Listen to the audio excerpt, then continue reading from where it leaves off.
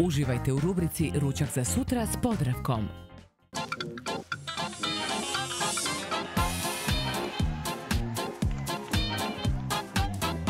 Dobar dan, dragi gledatelji, i dobrodošli u Ručak za sutra s Podravkom.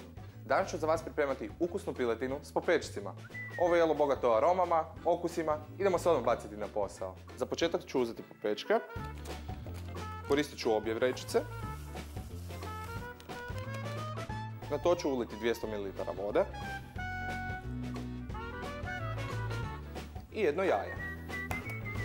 Pošto ove popečke ću kuhat, bitno je da stavim jaje kako bi one zadržale svoju formu. Da ne stavite jaje, one bi se raspale u vodi i ne biste dobili ništa. Za ovo jelo sam odabrao popečke sa žitaricama i krompirom. Oni će se izvrsno slagati svojim aromama uz piletinu, a posebno uz umak od šparoga. Uz to izvrstan su izvor vlakana, a piletina proteinima, tako da ćemo imati stvarno zdrav obrok. Sada ću ostaviti smjesu od popečaka da odstoji 10 minuta, a za to vrijeme ću piletinu narezati na trakice. Uzmemo naše predivne filete i narežite ih na otprilike centimetar do centimetar i pol trakice. Zagrijat ću odmah vodu kako bi nakon 10 minuta mogao staviti popečke da se kuhaju. Za ovo jelo možete upotrebljavati i druge vrste mesa, samo ćete opet morati prilagoditi termičku obradu, odnosno njezinu duljinu, prema vrsti. Ja sam odabrao piletinu, zato jer je ona najbrže gotova. Trakice su gotove, mogu ih prebaciti na tanjur. Popečci su se u međuvremenu stisli, voda je skoro zavrila, vrijeme je da ih formiramo kuglice. Prilike uzmite pola žlice i jednu po jednu formirajte. I evo ga, to je to. Pošto je voda zavrila, mogu ih staviti kuhati. Ovako jednu po jednu. Pazite da se ne opečete kojim slučajem. Njima je potrebno samo nekoliko minuta da se skuhaju, a to ćete najbolje vidjeti kad vam se počinju dizati na površinu. Okruglice kuhajte na laganoj vatri otprilike 5 minuta. Evo, vidite kako su isplavale na površinu, mogu ih izvaditi van. Oprezno, moram priznat da izgledaju jako ukusne. I bacam se na pripremu piletine umak. Na tavu ću staviti nekoliko kapi ulja. Evo, tava se zagrijala, piletina može ići unutra. Tako. Lijepo ju rasporedite i ostavite minutu do dvije da se prži. Meso odmah mogu i popapriti. Tako. Samo malo, da previše ne dominira, ali da opet upotpuni arome. Sve još jedanput dobro promiješajte. I piletinu pecite dok ne porumeni. Evo, piletina taman prije nego što je dobila rumenu boju. Mogu uliti vino na nju. Tako. Ne morate se brinuti, alkohol će ispariti, ali će sve arome vina ostati u umaku.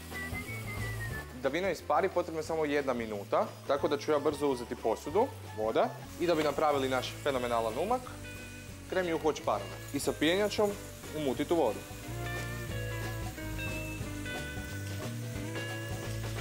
Vino je ishlapilo i odmah možemo staviti juhu unutra. Lagano samo izmiješamo tako da umak pokrije svu piletinu i na laganoj vatri kuhamo dok umak se ne zgusne. Još samo jedna stvar fali u umaku, a to je čili papričica, da upotpuni aromu i okus. Ako želite da vam jelo bude onako samo lagano pikantno, onda iz čili papričice uklonite sjemenke. Ako ipak volite taj ljući okus, onda ih ostavite. I ovako samo malo uklonite se.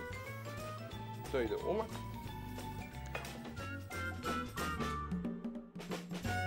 Još jednom sve dobro promiješamo i gotovi smo. Vrijeme je za posluživanje. Prvo ću staviti nekoliko kuglica i piletinu i umak.